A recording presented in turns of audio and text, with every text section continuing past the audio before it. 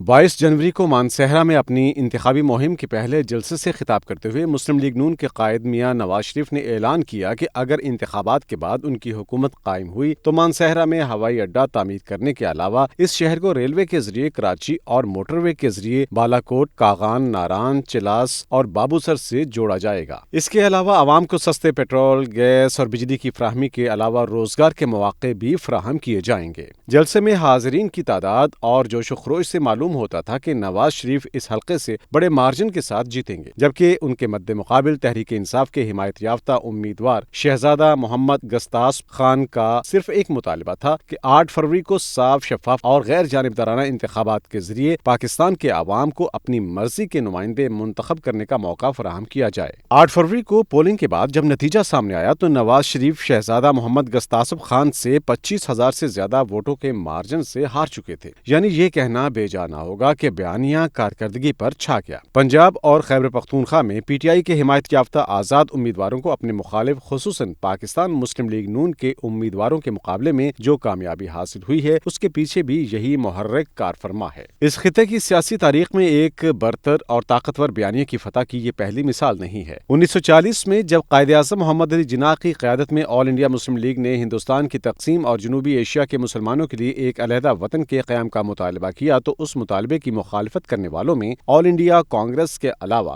مسلمانوں کی بعض مذہبی سیاسی جماعتیں بھی شامل تھیں، اور تقسیم ہند اور مسلمانوں کے لیے علیحدہ وطن کے قیام کے مضمرات پر ان کی طرف سے جن دلائل کا اظہار کیا جاتا تھا ان میں کافی وزن تھا، مگر آزادی، عزت اور برابری کے ماحول میں زندگی بسر کرنے کے مطالبے نے ان سب دلائل کو رد کر دیا۔ اسی طرح 1970 کے انتخابات میں ذوالفقار علی بھٹو کو ان کے بیانیے کی بنیاد پر مغربی پاکستان کے عوام نے بھاری تعداد میں ووٹ دیے۔ حالیہ انتخابی مہم میں مسلم لیگ نون کی اعلیٰ قیادت عوام کو اپنے گزشتہ ادوار کی کارکردگی سے آگاہ کرتی رہی اور اس کی بنیاد پر عوام کو آئندہ بھی ترقیاتی کام اور ان کی فلاح کے منصوبے کا یقین دلاتی رہی۔ اس میں کوئی شک نہیں کہ 3 بڑی قومی سیاسی پارٹیوں مسلم لیگ نون، تحریک انصاف اور پیپلز پارٹی کی گزشتہ 15 سال کی حکومتی کارکردگی کا موازنہ کیا جائے تو مسلم لیگ نون آگے نظر آتی ہے۔ ملک میں لوڈ شیڈنگ کا آغاز مشرف حکومت کے آخری برسوں میں ہو چکا تھا، مگر پیپلز پارٹی کی حکومت 2008-13 اس پر قابو نہ پا سکی۔ اس دور میں ملک کے شہری علاقوں میں 10 اور دیہی علاقوں میں 18 گھنٹے کی لوڈ شیڈنگ ہوئی تھی۔ مسلم لیگ نون کی حکومت 2013-18 نے اقتدار سنبھالنے کے بعد کراچی میں پولیس اور رینجرز کے مشترکہ آپریشن کے ذریعے امن و امان کی صورتحال میں بہتری لا کر تاجر برادری اور کاروباری طبقے کا اعتماد بحال کیا اور ملک میں بجلی کی پیداوار میں اضافہ کر کے عوام کو طویل لوڈ شیڈنگ سے نجات دلائی۔ 2015 میں چین کے ساتھ اقتصادی راہداری کا معاہدہ کر کے پاکستان میں توانائی اور سڑکوں کی تعمیر میں چین کی بھاری سرمایہ کاری کو ممکن بنایا۔ اقتصادی راہداری منصوبے کا پہلا مرحلہ، جس میں توانائی اور انفراسٹرکچر کی تعمیر کے منصوبے تعمیر کر کے ملک میں بجلی کی پیداوار اور سڑکوں کی تعداد میں اضافہ کیا جانا تھا، مکمل ہو چکا ہے۔ سی پیک کے پہلے مرحلے کی تکمیل کے نتیجے میں ملک میں بے روزگاری کم ہوئی اور زر مبادلہ میں اضافہ ہوا۔ 2018 میں افراط زر کی سطح خاصی کم تھی اور مجموعی ملکی پیداوار اور جی ڈی پی میں سالانہ اضافے کی شرح 6% کو چھو رہی تھی۔ مسلم لیگ نون کی قیادت خصوصاً نواز شریف انتخابی مہم کے دوران اپنی سابقہ کارکردگی کو عوام کے سامنے بڑے فخر سے پیش کرتے تھے۔ ان کا دعویٰ تھا کہ انہوں نے اپنے سابقہ ادوار میں ملک کو ترقی اور خوشحالی کی شاہراہ پر ڈال دیا تھا، اور اگر 2017 میں ان کو اقتدار سے نہ ہٹایا جاتا تو پاکستان معاشی خود کفالت کی منزل پر پہنچ چکا ہوتا۔ انتخابی جلسوں سے خطاب کے دوران ان کا فوکس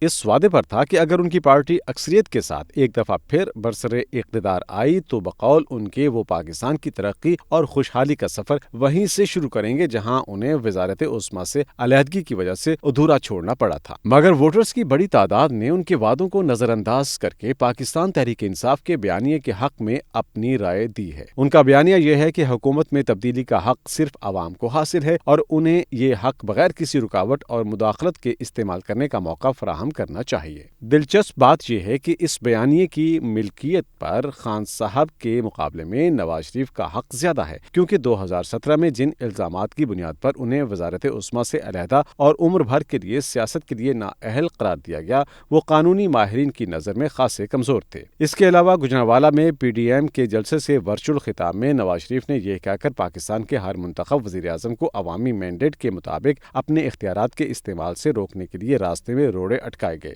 1947 سے کسی وزیر اعظم کو اپنی آئینی مدت پوری کرنے کا موقع نہیں دیا گیا۔ اپنے بیانیے کو تاریخی سیاق و سباق سے ٹھوس بنیاد فراہم کی، مگر جیسے مسلم لیگ نون کے سینیٹر آصف سعید کرمانی نے ایک غیر ملکی نشریاتی ادارے کے ساتھ انٹرویو میں کہا کہ نواز شریف کا ووٹ کو عزت دو کا بیانیہ اس وقت دفن ہو گیا جب پارلیمنٹ میں مسلم لیگ نون نے قمر جاوید باجوہ کی مدت ملازمت میں توسیع کے حق میں ووٹ دیا۔ رہی صحیح کسر مسلم لیگ نون کے صدر شہباز شریف نے پوری کر دی جب پیپلز پارٹی کے ساتھ مل کر اپریل 2022 میں تحریک انصاف کی حکومت کے خلاف تحریک عدم اعتماد پیش کی۔ حالانکہ پارٹی کے سینئر رہنما شاہد خاقان عباسی، احسن اقبال اور سعد رفیق وغیرہ چند بنیادی اور دیرینہ مسائل کے حل پر قومی اتفاق رائے کے بغیر حکومت کی تبدیلی کے حق میں نہیں تھے۔ کہا جاتا ہے کہ میاں نواز شریف بھی ابتدا میں تحریک عدم اعتماد کے خلاف تھے، لیکن جب آصف زرداری اور مولانا فضل الرحمان کے اصرار پر راضی ہوئے تو ان کی شرط تھی کہ تحریک کی کامیابی کے فوراً بعد چند بنیادی کام کرنے کے بعد عام انتخابات کا اعلان کر دیا جائے، مگر ایسا نہ ہو سکا، جس کا نتیجہ یہ نکلا کہ وہ بیانیہ جس کا اعلان دراصل نواز شریف نے کیا تھا بانی پی ٹی آئی کے ہاتھ میں چلا گیا، اور اسی کی بنیاد پر بانی پی ٹی آئی نے اپریل 2022 سے ملک میں انتخابات کے لیے تحریک چلانا شروع کر دی۔